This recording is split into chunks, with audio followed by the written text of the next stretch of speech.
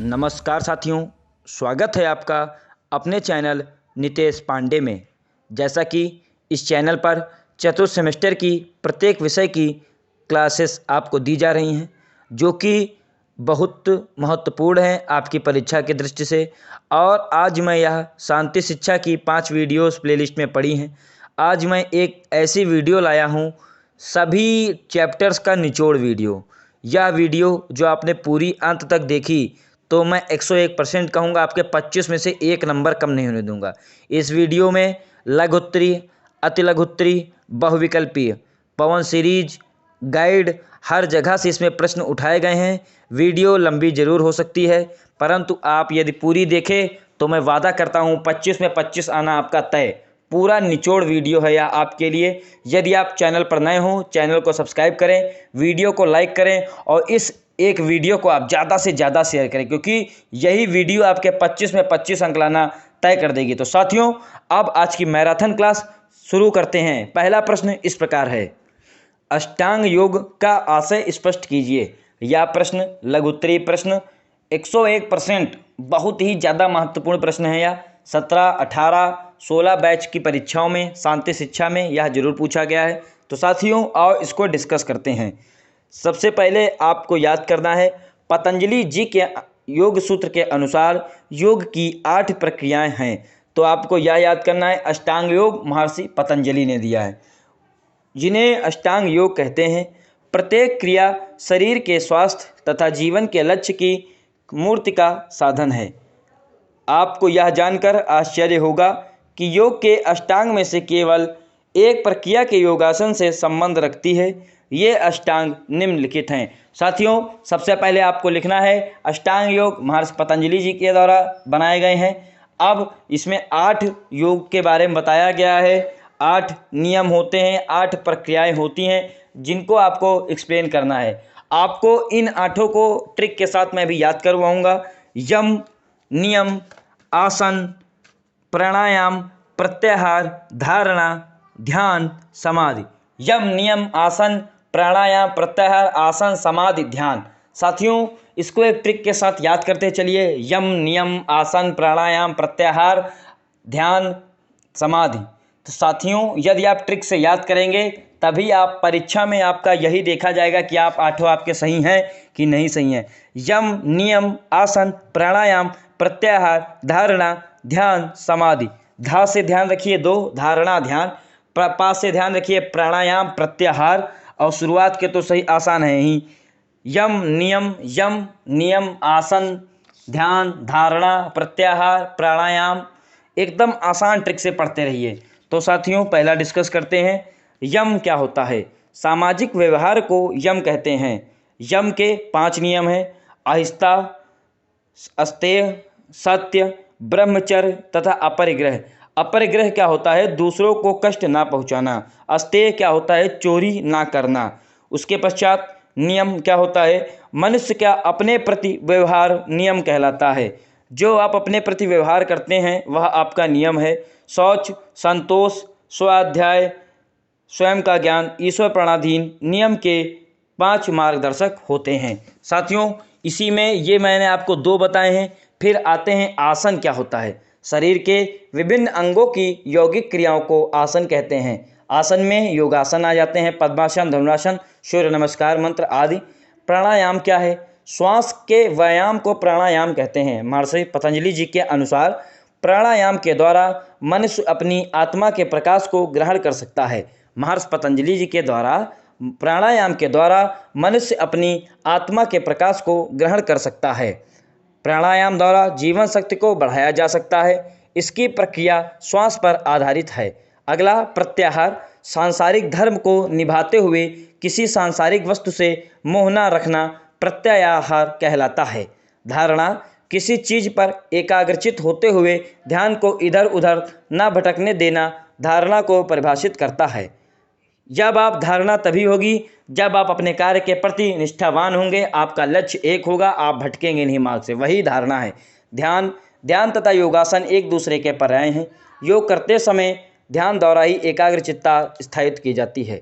समाधि लग जाने पर मनुष्य के अंतः में स्वतः ही प्रकाश प्रस्फुटित हो जाता है, जो कि ध्यान की पराकाष्ठा है। तो साथियों, यह आपको याद हो गया होगा, यम, नियम, आसन, प्राणायाम, प्रत्याहार, धारणा, ध्यान, समाधि। तो साथियों, बढ़ते हैं अगले महत्वपूर्ण प्रश्न की तरफ। प्राणायाम करने की विधि आपको स्पष्ट करनी है।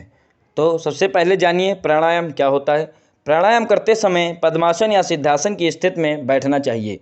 फिर मन को एकाग्रचित करके आंखें बंद करके नाक के दोनों छिद्र को बंद करके बाएं छिद्र से अंदर सांस खींचनी चाहिए। अब जब फेफड़े प्राणवायु से भर जाते हैं तब नाक के बाएं छिद्र को बंद करके दाएं छिद्र से वायु बाहर निकालनी चाहिए। यह प्रक्रिया 15 से 20 बार होनी चाहिए। तो साथियों, यह आप जान गए होंगे प्राणायाम में क्या किया जाता है। पहले सांस ली जाती है, फिर छोड़ी जाती है। इसका निष्कर्ष यही निकलता है, बस आपको अच्छे शब्दों में लिखना है जिससे आपको परीक्षा में ज़्यादा से ज़्यादा अंक मिल सकें। तो प्राणायाम के 3 पद हैं, पूरक, कुंभक और रेचक। पूरक का मतलब क्या है? पद्मासन की स्थिति में नाक द्वारा वायु को धीरे धीरे अंदर खींचने की क्रिया को पूरक कहते हैं। नाक द्वारा धीरे धीरे अंदर खींचने की प्रक्रिया को पूरक कहते हैं। कुंभक, वायु को फेफड़ों में देर तक रोके रखने की प्रक्रिया कुंभक कहलाती है। कुंभक, वायु को फेफड़े में देर तक रोके रहने की प्रक्रिया कुंभक कहलाती है। रेचक, वायु को नाक द्वारा धीरे धीरे बाहर निकालने की प्रक्रिया रेचक कहलाती है। पूरक, कुंभक, रेचक। पूरक में आपको सांस अंदर लेनी है, कुंभक में रोकनी है और रेचक में वापस निकाल देनी। बहुत ही सिंपल है साथियों, बस आपको पढ़ना है। इसमें 3 हेडिंग इंपॉर्टेंट है। कौन सी? पूरक, कुंभक, रेचक। पूरक, कुंभक, रेचक। उसमें क्या इंपॉर्टेंट है? यम, नियम, आसन, प्राणायाम, प्रत्याहार, धारणा, ध्यान, समाधि। साथियों, बस हेडिंग याद करिए, आप अपने आप लिख लेंगे। इसमें क्या है? पूरक, कुंभक, रेचक। पूरक में सांस लो अंदर, कुंभक में क्या है? रोक लो और रेचक में निकाल दो। काम खत्म, पूरे आपके नंबर मिल गए। बढ़ते हैं साथियों अगले प्रश्न की तरफ। कभी कभी आपके प्रश्न पत्र में किन्हीं 2 पर टिप्पणी लिखने को आ जाती हैं, तो साथियों इसे भी आप ध्यान से पढ़िएगा। मनोवैज्ञानिक हिंसा क्या है? दबाव बनाकर कोई कार्य करवाना, डराना, धमकी देना, झूठा आरोप लगाना, व्यक्तिगत संपत्ति को क्षति पहुंचाना, आक्रामकतापूर्ण व्यवहार करना, व्यक्ति का सामाजिक बहिष्कार करना, योग्य व्यक्ति के निर्णय के अधिकार से वंचित करना, अत्यधिक अधिकार जमाना आदि मनोवैज्ञानिक हिंसा के अंतर्गत आते हैं। तो साथियों, मनोवैज्ञानिक हिंसा का मतलब यही है, कोई भी ऐसा कार्य करना जिससे किसी व्यक्ति को मन में, हृदय में, मस्तिष्क में उसको समस्या हो, उसको वो चीज़ आघात करे। जैसे कि आपने किसी की संपत्ति ले ली, वह परेशान रहेगा। आप किसी की गाड़ी की चाबी ले लीजिए, वह आपसे परेशान रहेगा। किसी की पेपर के टाइम में आप पुस्तक मांग लीजिए, वह परेशान रहेगा। यही सब मनोवैज्ञानिक हिंसा है। अगला है अनुबंधन। पावलोव के अनुसार पावलोव आप जान ही गए होंगे, जिन्होंने कुत्ते पर अपना प्रयोग किया था, याद आ गया होगा आपको। तो क्लासिकल कंडीशनिंग थ्योरी उन्होंने पढ़ाई थी। अगला, पावलोव के अनुसार अनुबंधन वह प्रक्रिया है जिसके अंतर्गत एक तटस्थ उद्दीपक स्वाभाविक उद्दीपक के साथ बार बार प्रस्तुत करने के कारण स्वाभाविक उद्दीपक की समस्त विशेषताओं को ग्रहण कर लेता है। इसमें यही बताया गया है, यदि आप किसी चीज़ की रोज़ प्रैक्टिस करवाएंगे, जैसे कि घंटी बजने पे आपकी छुट्टी होती है और डेली बजेगी, छुट्टी होगी, लेकिन एक दिन बजेगी बट छुट्टी नहीं होगी, तो साथियों आपको यही लगेगा कि मेरी छुट्टी हो गई है। इसमें इसी बात को बताया गया है, जिसके अंतर्गत उद्दीपक बताया गया है, उद्दीपन बताया गया है। इसको आप अच्छे से पढ़िएगा। अगला है पर्यावरणीय संतुलन हेतु सतत विकास क्या होता है? पर्यावरण संतुलन की दृष्टि से सतत विकास की अवधारणा भी उपयोगी है, इसमें कोई संदेह नहीं है। इसके हेतु निम्नलिखित बिंदुओं पर ध्यान दीजिए। जीवन में उन प्राकृतिक संसाधनों के उपयोग को बढ़ावा देना जो शीघ्रतापूर्वक पुनः उत्पन्न हो सके। सूर्य एवं वायु से संबंधित ऊर्जा का जीवन व्यापार में अधिकाधिक प्रयोग करना। अगला है उन तकनीकों को कम से कम प्रयोग करना जिनमें खनिजों एवं पेट्रोलियम पदार्थों का प्रयोग अनिवार्य है। साथियों, यह आपको तीनों समझ में आए होंगे। कोई डाउट होता है कमेंट बॉक्स में लिखिए। बस वीडियो आपको शेयर करनी है, आपका एक एक शेयर। हम ऐसी ही मैराथन क्लासेस प्रत्येक विषय की आपके बीच लाएंगे। चैनल से आपको जुड़ना है केवल। तो साथियों, बढ़ते हैं अगले प्रश्न की तरफ।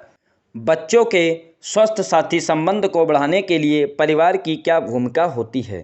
पहला, अभिभावक का दायित्व है कि वे अपने बच्चे के साथियों के विषय में जानकारी रखें।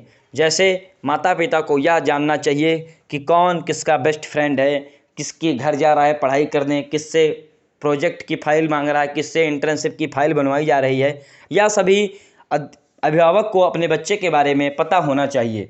अगला, कभी कभी बच्चे और उनके साथियों की बातचीत एवं व्यवहार का निरीक्षण भी करें कि क्या बातें कर रहे हैं, किस टाइप की बातें कर रहे हैं आपस में, कि ज्ञानवर्धक बातें हो रही हैं कि उलूल जुलूल बातें हो रही हैं। इन सब पे अभिभावक को जरूर ध्यान देना चाहिए। अगला, यदि ऐसा प्रतीत हो कि बच्चे का कोई साथी गलत है तो बच्चे को विश्वास में लाते हुए उचित परामर्श दें। जो भी लगे साथी गलत करता है, नशा करता है, सिगरेट करता है, उससे आपको दूर रखना है। अगला, बच्चे से उसके साथियों के विषय में समय समय पर बातचीत करते रहें।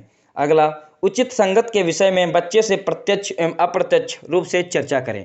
तो साथियों, यह तो आप अपने अंदर एक अभिभावक बन के देखिएगा कि बच्चे के बीच में आपको क्या क्या चीज़ें ध्यान देनी चाहिए जिससे उसका जो विकास है अच्छा हो सके। तो बढ़ते हैं साथियों अगले प्रश्न की तरफ। कुछ अति महत्वपूर्ण बहुविकल्पीय प्रश्न आपके बीच ला रहा हूँ।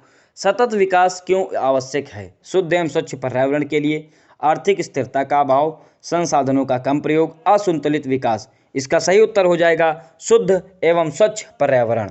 पढ़ते हैं अगले प्रश्न की तरफ। संयुक्त राष्ट्र की मानवाधिकारों की सार्वभौम घोषणा कब हुई? यह बहुत ज़्यादा इंपॉर्टेंट प्रश्न है साथियों, इसको आप जरूर लिख लीजिए कॉपी में। इसका सही विकल्प है 1948। संयुक्त राष्ट्र की मानवाधिकारों की सार्वभौम घोषणा 1948 ईस्वी में हुई।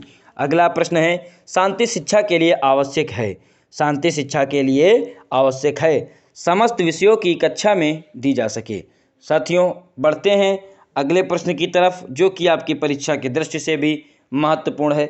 बच्चों को सुयोग्य नागरिक बनाया जा सकता है गुणवत्तापूर्ण शिक्षा द्वारा, नैतिकता का पाठ पढ़ाकर, सद्गुणों के विकास से, उच्च कोटि की प्रार्थना कराकर। गुणवत्तापूर्ण शिक्षण द्वारा, जब आपके शिक्षा में गुण होगा, क्वालिटी होगी, तभी बच्चा निखरेगा, वरना आप रोज क्लास लीजिए कोई उससे मतलब नहीं रह जाता है। योग दर्शन के प्रणेता कौन है? साथियों मैंने अभी आपको बताया था, योग वाला भी आपको बताया गया था, यम नियम वाला आपको याद आ रहा होगा, उसमें महर्षि पतंजलि जी इसका सही उत्तर हो जाएगा। अगले प्रश्न की तरफ चलते हैं। शांति के लिए शिक्षा नैतिक विकास के साथ उन मूल्यों, दृष्टिकोण और कौशलों के पोषण पर बल देती है जो सामंजस्य बैठाने के लिए आवश्यक है।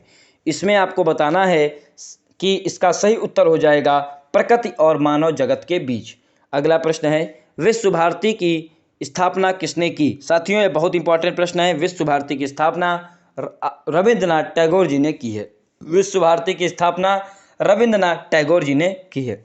अगला प्रश्न, निम्नलिखित में से कौन सा गुण व्यक्तित्व के 5 गुणों में शामिल है? सामाजिकता, एकांत प्रियता, स्वार्थपरता, खुलापन। यह आपको पढ़ाया गया है साथियों, इसमें सही उत्तर हो जाएगा खुलापन, आपका सही उत्तर। चलते हैं अगले प्रश्न की तरफ। अंतर्राष्ट्रीय शांति वर्ष घोषित हुआ। अंतर्राष्ट्रीय शांति वर्ष घोषित हुआ, इसका सही उत्तर हो जाएगा 1986। स्वामी विवेकानंद जी का जन्म कब हुआ? 1863। स्वामी विवेकानंद जी का जन्म 1863। स्वामी विवेकानंद जी का जन्म 1863। साथियों यह साथ में लिखते चलिए, वरना वीडियो खत्म होने के पश्चात सब वॉश आउट हो जाएगा। पढ़ते रहिए, लिखते रहिए। अगला प्रश्न, निम्नलिखित में से कब मानवाधिकारों की घोषणा की गई है? आपको साथियों अभी इसका सन बताया गया था, अब मैं डेट भी बता रहा हूँ, 9 दिसंबर 1948। 19 से 9 ले लीजिए, 9 दिसंबर 1948, 9 दिसंबर 1948, 9 दिसंबर 1948। 4 बार मेरे साथ बोलिए, 100% आपको याद हो जाएगा। चलते हैं अगले प्रश्न की तरफ। निम्नलिखित में से कौन धार्मिक सहिष्णुता में बाधक नहीं है? धार्मिक सहिष्णुता में बाधक नहीं है, इसका सही उत्तर हो जाएगा नैतिक आचरण। चलते हैं अगले प्रश्न की तरफ। धार्मिक सहिष्णुता के विकास के लिए शिक्षक को क्या करना चाहिए?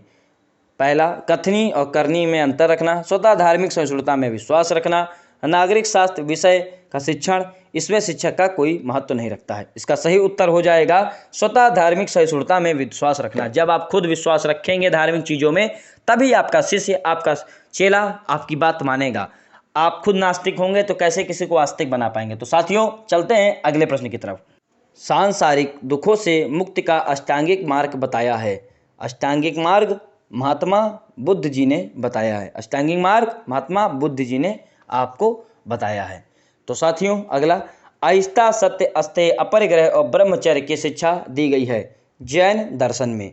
अहिंसा, सत्य, अस्तेय, अपरिग्रह और ब्रह्मचर्य की शिक्षा दी गई है जैन दर्शन में। सत्य, अहिंसा और सत्याग्रह के महत्व को बताया है अरविंद घोष ने, महात्मा गांधी ने, टैगोर ने, विवेकानंद ने। इसका सही उत्तर हो जाएगा, अहिंसा के पुजारी हमारे कौन कहे जाते हैं? One and only Mohandas Karamchand Gandhi. इसका सही उत्तर हो जाएगा महात्मा गांधी। चलते हैं अगले प्रश्न पर। निम्नलिखित में से कौन सी घटना को तनाव का स्रोत कह सकते हैं? खेलना, घूमना, ध्यान लगाना, विवाद होना। विवाद में ही आपको तनाव होगा, खेलना में किसी को तनाव नहीं होता। खेलने के लिए सभी हमेशा स्वच्छंद, जैसे कि मोबाइल चलाने में कभी तनाव नहीं होता है, चाहे कितनी भी टेंशन हो, चाहे जितने भी काम हो, लेकिन हम सभी मोबाइल बहुत अच्छे से चलाते हैं विदाउट टेंशन। चलते हैं अगले प्रश्न पर। पतंजलि के अनुसार योग का अर्थ है एकाग्रता, अनुशासन, आसन लगाना, चित्तवृत्ति का निरोध। इसका सही उत्तर हो जाएगा चित्तवृत्ति का निरोध। साथियों, वीडियो पसंद आ रही हो, वीडियो को लाइक करिए, अपने हर एक साथी के साथ जरूर शेयर कीजिए। आज शांति शिक्षा खत्म करना ही हमारा टारगेट है। यह मैराथन क्लास शांति शिक्षा में 25 में 25 नंबर आपके तय करा देगी आज। चलते हैं अगले प्रश्न की तरफ। अगला है, निम्नलिखित में से कौन अष्टांग योग में सम्मिलित नहीं है? यम, आसन, प्राणायाम, प्रत्याहार। तो साथियों, आप खुद बताइए, क्या प्राणायाम आपको मैंने बताया था? मैंने आपको क्या बताया था? प्राणायाम, प्रत्याहार। तो साथियों, प्राणायाम इसका उत्तर सही माना जाएगा। लोकतंत्र के मूलभूत सिद्धांतों में निम्नलिखित में से कौन सम्मिलित नहीं है? स्वतंत्रता, पंथ निरपेक्षता, समानता, जातिवादिता। इसका सही उत्तर हो जाएगा जातिवादिता। चलते हैं अगले प्रश्न की तरफ। निम्नलिखित में से संविधान के किस भाग में मूल कर्तव्यों का उल्लेख किया गया है? मूल कर्तव्यों का उल्लेख 5A में किया गया है। बहुत ही ज़्यादा इंपॉर्टेंट प्रश्न है साथियों, 7 स्टार क्वेश्चन है, अति महत्वपूर्ण। मूल कर्तव्यों का उल्लेख किस में मिला है? मूल कर्तव्यों का उल्लेख किस में मिला है? क्या आप बता सकते हैं? मूल कर्तव्यों का उल्लेख चौथे में मिला है। तो चलते हैं साथियों अगले प्रश्न की तरफ। संयुक्त राष्ट्र संघ यूएनओ का गठन कब हुआ? यूएनओ का गठन कब हुआ? 24 अक्टूबर 1945, 24 अक्टूबर 1945, 24 अक्टूबर 1945 यूएनओ, 24 अक्टूबर 1945। यूएनओ की फुल फॉर्म संयुक्त राष्ट्र संघ, स्थापना 24 अक्टूबर 1945। मेरे साथ 5 बार बोलिए साथियों, अभी याद हो जाएगा आपको, अभी तुरंत। अगला प्रश्न है, गांधी जी के अनुसार बच्चों के चतुर्मुखी विकास के लिए शिक्षक में गुण होने चाहिए। विषय पर पूरी पकड़ हो, नवीन एवं रुचिकर शिक्षण विधियां हो, चरित्रवान हो। साथियों, सभी उत्तर सही हैं। एक शिक्षक के लिए यह सभी चीज़ें होनी आवश्यक हैं। अगला प्रश्न है साथियों, एक बार हम लोग वापसी पुनः कर रहे हैं लघु उत्तरीय प्रश्न। अब मैं एकदम हिंसा को धुआं कर दूंगा इस वीडियो में, कि हिंसा क्या होती है, कैसे होती है, कितने प्रकार की होती है, सब कुछ डिस्कस तुरंत। साथियों, हिंसा के रूपों को समझाइए। हिंसा कितने प्रकार की होती है? पहली हिंसा आप सभी जानते हैं, शारीरिक हिंसा। मानसिक हिंसा भी आप लोग बहुत अच्छे से समझते हैं। किसी से ट्रस्ट आपका हो, वो टूट जाता है तो आपको मानसिक प्रताड़ना, मानसिक हिंसा आपके बीच हो जाती है।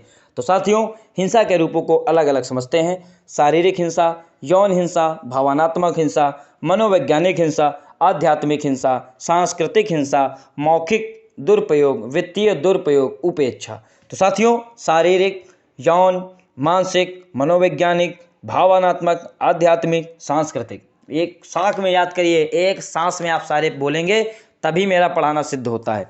अगला, हिंसा क्या है? हिंसा के कारणों को उल्लेख। हिंसा को आमतौर पर परिवार, घर के सदस्यों, अंतरंग साथी, सहयोगियों, व्यक्तियों या समूहों पर नियंत्रण स्थापित करने के उद्देश्य से व्यवहार की एक पद्धति के रूप में समझा जाता है। हिंसा हम लोग कहाँ करेंगे? आमतौर पर अपने परिवार, घर के सदस्यों, मित्र, इष्ट मित्रों के साथ ही हिंसा होती है। इसके में ही डॉक्टर DN श्रीवास्तव जी ने लिखा है, हिंसा में व्यक्ति शारीरिक बल या पार्श्विक बल का प्रयोग करता है जिससे किसी व्यक्ति को चोट या संपत्ति का नुकसान होता है। DN श्रीवास्तव जी ने लिखा है, किसी हिंसा में व्यक्ति शारीरिक बल या पार्श्विक बल के द्वारा किसी को शारीरिक चोट या संपत्ति में नुकसान पहुंचाता है। अगला है, हिंसा के निम्नलिखित कारण हो सकते हैं। परिवार का अनुपयुक्त वातावरण, खराब पास पड़ोस, पूर्वाग्रह एवं अज्ञानता, विज्ञापन, वीडियो गेम्स, प्रभुत्व जमाना। समूह में प्रभुत्व जमाने में सबसे बड़ा आजकल हो चुका है। हिंसा कहाँ फैलती है? जब आपको अपना प्रभुत्व दिखाना होता है भीड़ में, तब आप में दिक्कत हो जाती है। अगला है, भावनात्मक हिंसा को स्पष्ट कीजिए। किसी व्यक्ति विशेष द्वारा कुछ कहकर या मूर्ख बनाकर भावना को ठेस पहुंचकर जो उस व्यक्ति को इच्छा के प्रतिकूल व्यवहार करती है, उसे ही भावनात्मक हिंसा कहते हैं। मतलब कि किसी व्यक्ति को आप अपने से बेवकूफ़ मत समझिए, सब यहाँ योग्य हैं, सबको समानता का अधिकार है। किसी को मूर्ख बनाकर जब आप अपना कार्य करवा लेते हैं तो ये मत समझिए कि आप ज़्यादा होशियार हो गए, या तो उसने ध्यान नहीं दिया, वरना उसको समस्या होगी, तो वहाँ पे जो हिंसा उत्पन्न होगी वहाँ पे भावनात्मक हिंसा कहलाते हैं। तो साथियों, चलते हैं अगले प्रश्न की तरफ। एक और बहुत महत्वपूर्ण प्रश्न, परीक्षा की दृष्टि से आपके बीच गांधी दर्शन और शांति पर समीक्षात्मक लेख प्रस्तुत कीजिए। साथियों, इस पे आप टिक लगा लीजिए, इसको आप लिख लीजिए, परीक्षा में आएगा। तो सबसे पहले गांधी जी जीवन दर्शन मुख्य रूप से गीता पर आधारित है। ये सत्य और अहिंसा के पुजारी थे। सत्य को इन्होंने साध्य और साधन दोनों रूप में माना है। सत्य को इन्होंने साध्य और साधन दोनों रूप में माना है। साध्य रूप में सत्य वह है जो अस्तित्व में है तथा जिसका अस्तित्व कभी समाप्त ना हो सकता। साधन रूप में सत्य का अभिप्राय सत्य विचार, सत्य आचरण एवं सत्य भाषण से है। तो साथियों, शांति की स्थापना हेतु गांधी जी ने मुख्य रूप से जिन विचारों को विश्व पटल पर रखा तथा उन्हें अपनाने पर बल दिया वह निम्नवत हैं। सबसे पहले सत्य। गांधी जी के अनुसार सत्य का तात्पर्य केवल सत्य भाषण करना ही नहीं है, अपितु विचार, वाणी, कर्म से आपको सत्य का पालन करना है। केवल सत्य बोलने से ही आप सत्यवादी नहीं हो गए। मन, वचन, वाणी से आपको सत्य रहना है कि आप अपने कर्म के बाद कितने निष्ठावान हैं, कितने सत्य हैं। अगला, अहिंसा। महात्मा गांधी जी ने अपने जीवन में अहिंसा पर विशेष बल दिया। इनका वक्तव्य है कि अहिंसा ही धर्म है, वही जिंदगी का एक रास्ता है। अहिंसा ही धर्म है और वही जिंदगी का एक रास्ता है। अहिंसा ही धर्म है, वही जिंदगी का एक रास्ता है। अगला, संयमित आचरण। गांधी जी का विश्वास था कि शांति की स्थापना के लिए मनुष्य के आचरण का संयमित होना अत्यंत आवश्यक है। मनुष्य जब तक उसका आचरण कंट्रोल में नहीं है, जब तक वह संयमित नहीं है, तब तक वह कुछ नहीं कर सकता जिंदगी में। आचरण को काबू में रखना ही सबसे बड़ा कार्य है, सबसे कठिन कार्य है, सबसे जटिल कार्य है। अगला, क्षमाशीलता। गांधी जी ने क्षमा को वीरों का आभूषण माना है। उनका कथन है कि पाप से घृणा करो, पापी से नहीं। पाप से घृणा करो, पापी से नहीं। उन्होंने इस अपने विचार में, दर्शन में यह सब स्थान दिया है। तो साथियों, वीडियो पसंद आ रहा हो, वीडियो को लाइक जरूर करें। उनका विश्वास था कि क्षमा करने से ही विरोधी भी द्रवित हो जाते हैं तथा क्रूर से क्रूर व्यक्ति का भी मन शांत हो जाता है। यदि आप किसी को क्षमा कर देंगे, माफ़ी मांग लेंगे, तो क्या घटेगा? कुछ नहीं घटेगा। लेकिन यदि वह कठोर दिल का भी व्यक्ति है तो उसका हृदय द्रवित जरूर हो जाएगा। चलते हैं अगले पे। इन्होंने लिखा है प्रेम। गांधी जी का संपूर्ण जीवन दर्शन प्रेम तत्व से ओतप्रोत है। उनका मानना था कि इतनी हिंसा के बाद भी यदि संसार का अस्तित्व है तो इसका कारण प्रेम तत्व ही है। प्रेम घड़ा को जीतकर शैतान व्यक्ति को भी विनम्र बना देता है। प्रेम घड़ा को जीतकर शैतान व्यक्ति को भी विनम्र बना देता है। गांधी जी का कहना था, जब भी आपका सामना किसी विरोधी से हो उसे प्रेम से जीतें। जब भी किसी विरोधी से आपका सामना हो तो उसे आप प्रेम से जीतें। अगला, संतोष। वर्तमान युग में मनुष्य ने अपनी आवश्यकताओं को असीमित कर लिया है। वह निरंतर किसी न किसी आवश्यकता की पूर्ति के लिए व्याकुल रहता है। ऐसे में प्रायः वह कुछ ऐसे अनैतिक कार्य कर देता है जो लोगों के लिए कष्टप्रद होते हैं। इन सब का कारण मनुष्य में संतोष का घटना स्तर है। गांधी जी ने अपने जीवन स्तर में मनुष्यों के लिए संतोष का नितांत आवश्यक बताया है। अगला है सत्याग्रह। सत्याग्रह गांधी जी दर्शन का महत्वपूर्ण सिद्धांत है। इसका अर्थ है कि सत्य के लिए किया गया आग्रह। व्यापक अर्थ में सत्याग्रह व्यक्ति की आत्मशक्ति या प्रेम शक्ति का पर्याय है। सत्य, अहिंसा, विनम्रता, विरोधी के प्रति प्रेम, अन्याय का सविनय विरोध, स्वयं कष्ट सहन करके विरोधी के हृदय परिवर्तन की चेष्टाएं सत्याग्रह के बुनियादी सिद्धांत हैं। तो साथियों, यह आपको समझ में आया होगा। सत्य, अहिंसा, अस्तेय, क्षमाशीलता, प्रेम, दया, संतोष, सत्याग्रह, इतनी चीज़ें आपको पढ़नी है। सत्य, अहिंसा, संयमिताचरण, क्षमाशीलता, प्रेम, संतोष और सत्याग्रह। तो वीडियो पसंद आ रहा हो, वीडियो को लाइक करिए, ज़्यादा से ज़्यादा शेयर कीजिए। आप सभी के लिए बहुत मेहनत की जा रही है। आपको इस वीडियो में शांति शिक्षा आज खत्म करवा देंगे, यह मेरा वादा है। चलते हैं अगले प्रश्न की तरफ।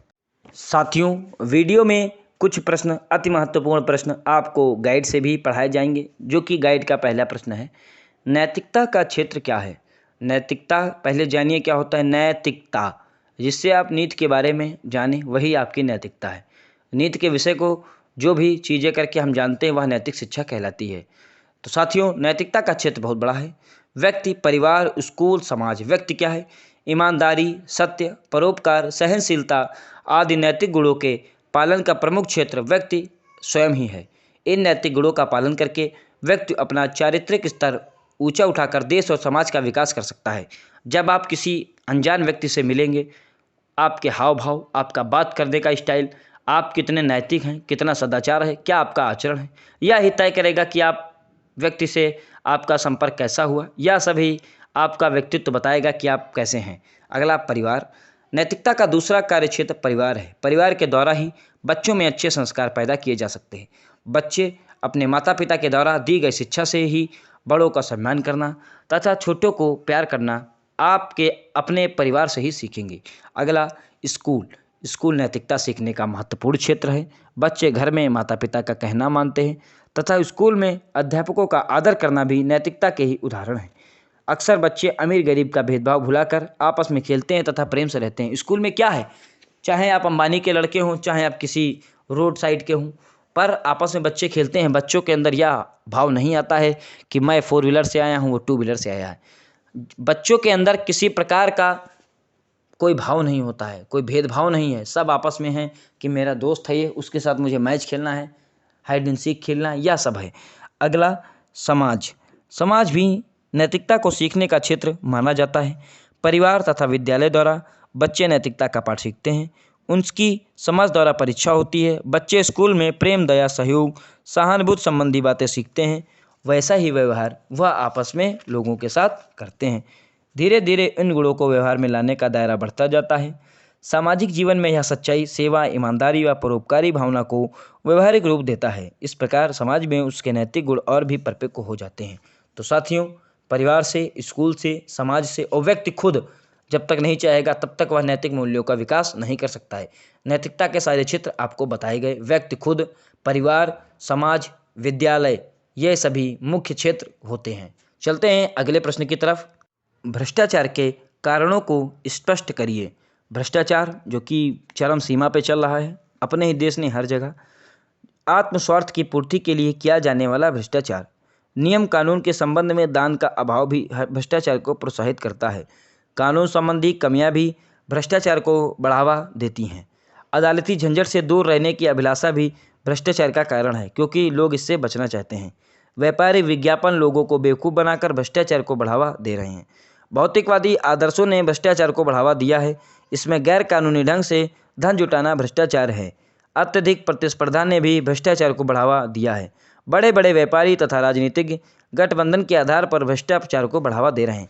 आजकल जिस आदमी के पास पैसा है वह जेल नहीं जाना चाहता है, वह पुलिस स्टेशन नहीं जाना चाहता है, वह कचहरी नहीं जाना चाहता। क्यों? उसके पास पैसा है, उसने पैसा फेंका, काम हो गया। जब एक अमीर व्यक्ति पैसा दे देता है तो जब गरीब जाता है तो उसको भी पैसा देना पड़ेगा, चाहे उसकी मात्रा कम हो, क्योंकि उससे ज़्यादा लिया गया है। उनकी आदत बन चुकी है। इसलिए साथियों, भ्रष्टाचार की शुरुआत हम लोगों से ही होती है और हम लोग ही इसे ख़त्म कर सकते हैं। हम लोग नहीं देंगे, कार्य 1-2 दिन लेट हो सकता है, परंतु उनको आप टाइट कर सकते हैं। क्यों नहीं कर रहे हैं आप? सरकार आपको पैसा दे रही है। चलते हैं साथियों अगले प्रश्न की तरफ। अगला प्रश्न आपका है, मीडिया और हिंसा, इसमें क्या संबंध है? मीडिया का सशक्त माध्यम टेलीविज़न या दूरदर्शन है, जो सामान्य जीवन को प्रभावित कर रहा है। दूरदर्शन पर दिखाए जाने वाले विभिन्न प्रकार के कार्यक्रमों का दर्शकों के ऊपर गहरा प्रभाव पड़ता है।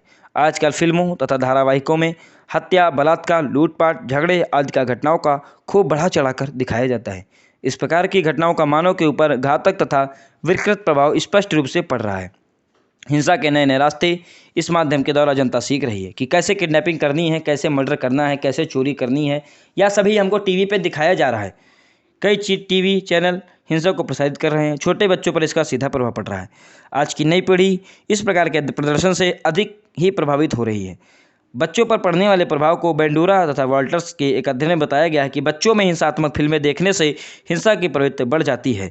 पार्क तथा लेंस ने अमेरिका में किए अपने अध्ययन में बताया कि टेलीविज़न के माध्यम से हिंसक घटनाओं के अवलोकन से बाल अपराधियों में हिंसा का प्रदर्शन काफ़ी हद तक बढ़ा है। अर्थात यह स्पष्ट है कि टेलीविज़न पर हिंसात्मक घटनाओं के निरीक्षण से दर्शकों में हत्या, लूटपाट तथा मारपीट की घटनाओं प्रवृत्ति बढ़ रही है। पहले छोटा बच्चा जानता नहीं था कैसे मर्डर होता है, आदमी मरने के बाद कहाँ जाता है। आजकल यह सभी हमारे टीवी चैनलों पर, सभी माध्यमों पर दिखाया जा रहा है। कैसे आप मर्डर करें, कैसे क्या हो रहा है, सस्पेंस की स्टोरीज़ हैं। मर्डरिस्ट भी अपना तेज़ दिमाग लगा सकता है कि मुझसे कोई पकड़ ना पाए, कैसे सिम तोड़ा जाए। यह सभी हमें टीवी पे दिखाया जा रहा है।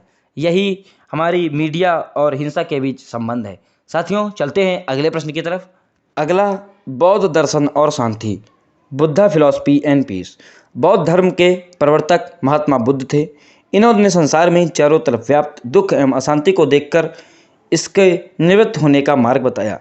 इन्होंने बताया, संसार दुखमय है, इस दुख का कारण है, इन दुखों का नाश संभव है, दुखों का नाश का उपाय भी है।